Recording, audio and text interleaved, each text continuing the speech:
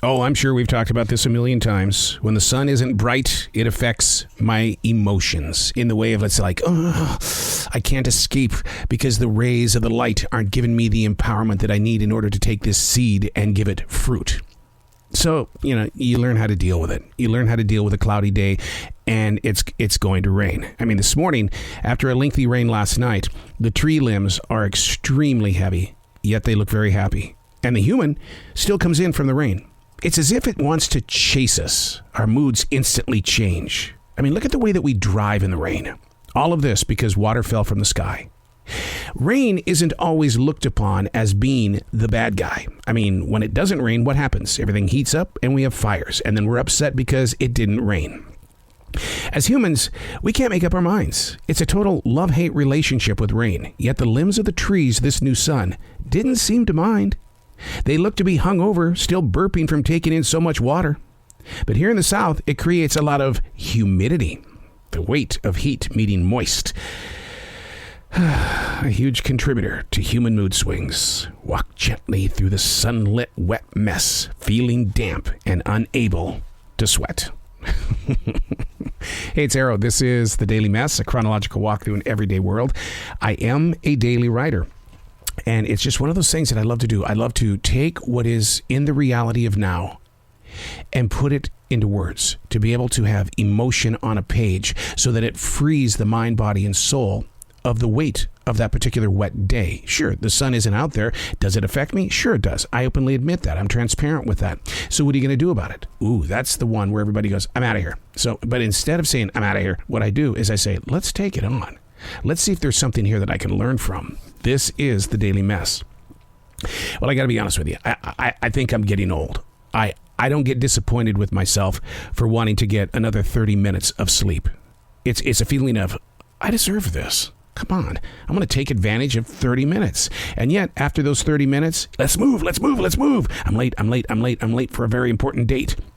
I can't be that old yet, okay? And the reason why I bring that up is because I don't eat dinner at 4:30 in the afternoon, nor am I in bed at a time that so many could get used to. My father in his later years would burp and fart in public, only to act like it wasn't him. I ain't there. Maybe I'm not so old. I mean, old people say things that are easily written off by going, forget them. They're old. They're going to say some things. But the one thing that I guess I didn't prepare for, sure, I would hear my mom and dad say, oh, my leg hurts or my hip hurts or my arms hurt. But one thing I did not prepare for wasn't the hurt. It's the body aches. Every once in a while, my mom would complain. But Mom was very silent about not the hurt, but the body aches. This is where I go, Is this what being old is all about? Understanding that there is a huge difference between hurt and ache. Let's break that down even more.